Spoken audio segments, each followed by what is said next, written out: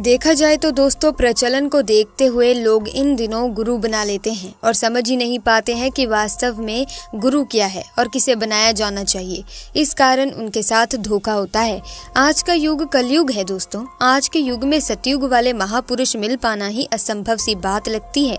साथ ही जब किसी बाबा को प्रसिद्धि मिलने लगती है तो ऐसे बाबा इन धर्म कर्म के कामों को एक बिजनेस बना लेते हैं और लोगों के साथ विश्वासघात होता है। दोस्तों एक कहावत है ना, आए थे हरि भजन को ओटन लगे कपास। इसका अर्थ है ईश्वर का भजन करने आए थे, संसारिक मोह माया और आनंद का मजा लेने लग गए। ऐसे ही होते हैं ढोंगी बाबा या फिर कहें भोगी बाबा। इनका ईश्वर से ना के बराबर लगाव होता है, जबकि पाखंड और आडंबर अधिक होता है। लेकिन दोस्तों आजकल के जमाने में एक ऐसे बाबा हैं जो निस्वार्थ भाव से लोगों की सेवा करने में लगे हुए हैं। इनके दरबार में जो कोई भी जाता है ये उसके मन की बात पहले ही जान लेते हैं। हम बात कर रहे हैं यहाँ पर श्री बालाजी बागेश्वर महाराज की, जिनकी चर्चा केवल देश में ही नहीं बल्कि विदेशों तक फैली हुई है। भारत के अलावा भी इन्होंने विदेशों में अपना दरबार सजाया हुआ है। बागेश्वर बाबा जो अपने कड़क अंदाज में बोलना शुरू करते हैं तो भक्त अपने आप ही आस्था में लीन हो जाते हैं। कुछ लोग तो रोना पीटना भी शुरू कर देते हैं।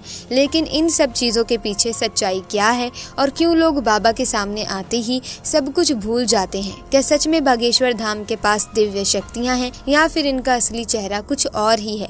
पुलिस ने सारी बातें दोस्तों जनता के सामने लाकर खड़ी कर दी हैं। ऐसे में इतने कम समय में बागेश्वर बाबा ने इतनी ज्यादा प्रसिद्धि कैसे हासिल करी और इनकी शक्तियों की क्या सच्चाई है? क्या वाकई में इनके अंदर शक्तियां हैं या ये सब कुछ पाखंड है?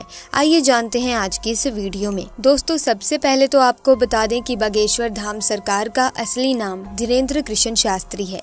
इनका जन्म छतरपुर के छोटे से गांव घड़ा में हुआ था। इनका जन्म बहुत ही गरीब ब्राह्मण परिवार में हुआ था, लेकिन गरीबी के आलम में अपना बचपन गुजारने के बावजूद आज धीरेन्द्र कृष्ण स्वामी बड़े बड़े अरबपतियों को भी अपने दरबार में झुकाने की शक्ति रखते हैं।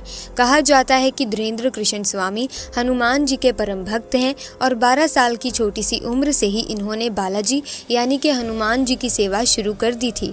इनका पूरा ध्यान भगवान की सेवा में ही लगा रहता था और सालों तक किसी तरह तपस्या करने के बाद धीरेन्द्र कृष्ण स्वामी को कुछ ऐसी शक्तियां प्राप्त हुई जिनकी मदद से आज ये सामने मौजूद व्यक्ति के बिना बताए ही उनकी परेशानियां समझ जाते हैं और उसे पर्चे में लिख देते हैं। बागेश्वर बाबा ये तक समझ जाते हैं कि आप सच कह रहे हैं या फिर नहीं।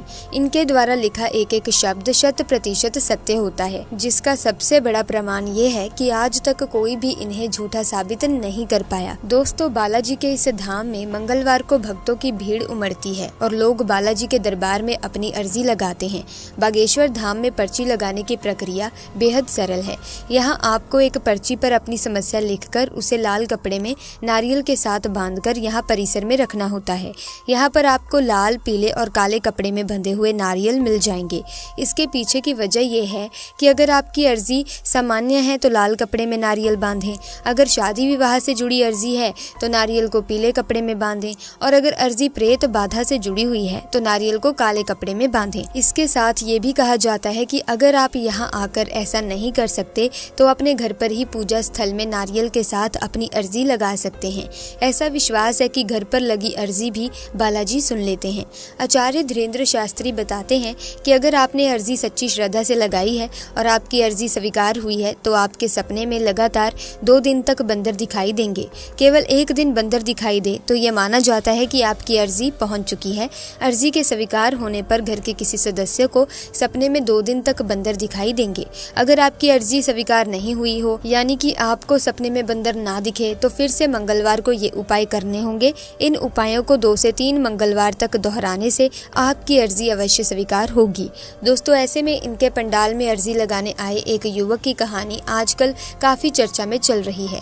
बागेश्वर धाम सरकार अपने दिव्य दरबार में चमत्कार दिखाते हैं, पर्ची लिखकर लोगों की समस्याएं बताते हैं। टीकमगढ़ में आयोजित राम कथा में बागेश्वर धाम सरकार ने दिव्य दरबार लगाया था। इस दिव्य दरबार में उन्होंने ऐसा चमत्कार दिखाया कि यहाँ मौजूद श्रद्धालु देखते ही रह गए। दरअसल एक भक्त ने बाबा के दरबार में अर्जी लगाई थी। बाबा के पर्ची लिखने से पहले युवक खुद अपनी पर्ची लिखकर लाया था। उसने अपनी पर्ची अपने सिर में बंधी रुमाल में छिपा कर रखी थी। बागेश्वर धाम सरकार ने अपनी पर्ची में वही बातें लिखी जो युवक ने अपनी पर्ची में लिखी थी। युवक ने बागेश्वर धाम सरकार से कहा कि मैं अनुसूचित जाति का हूँ। युवक की बात सुनकर बागेश्वर धाम सरकार ने कहा कि सबसे पहले मैं ये साफ कर देता हूँ कि मैं जातिवाद पर भरोसा नहीं करता हूँ। मैं अपने आदर्श राम के मार्ग पर चलता हूँ। उन्होंने शबरी के घर बेर खाए और आचार्य वशिष्ठ जी के घर गए, इसीलिए मैं जातिवाद पर भरोसा नहीं करता। दोस्तों, अब बात आती है कि बागेश्वर धाम मंदिर का इतिहास क्या है। दोस्तों, बागेश्वर धाम मंदिर एक पुराना चमत्कारिक मंदिर है। ये मंदिर छतरपुर के पास बागेश्वर धाम में स्थित है और ये बालाजी का मंदिर है। यहाँ पर हनुमान जी के सामने ही महादेव जी का मंदिर है। बागेश्वर धाम मंदिर भगवान बालाजी का फेमस मंदिर है। ये छतरपुर जिले के खजुराहो पन्ना रोड पर मौजूद गंज नाम के छोटे से कस्बे से 35 किलोमीटर की दूरी पर स्थित है। 20 से 30 साल पहले करीब 1986 में इस मंदिर का जीर्णोद्वार करवाया गया था। उसके बाद ये मंदिर काफी प्रसिद्ध होता चला गया। वर्ष 1987 में वहाँ संत सेतुलाल जी महाराज का आगमन हुआ। ये आचार्य धीरेन्द्र कृष्ण शास्त्री के दादाजी थे। उसके बाद वर्ष 2012 में श्रद्धालुओं की समस्या का निराकरण करने के लिए दरबार का शुभारंभ हुआ। उसके बाद वर्ष 2016 में बागेश्वर धाम में भूमि पूजन हुआ और फिर भगवान बालाजी का ये धाम समस्याओं के निराकरण के लिए प्रसिद्ध हो गया।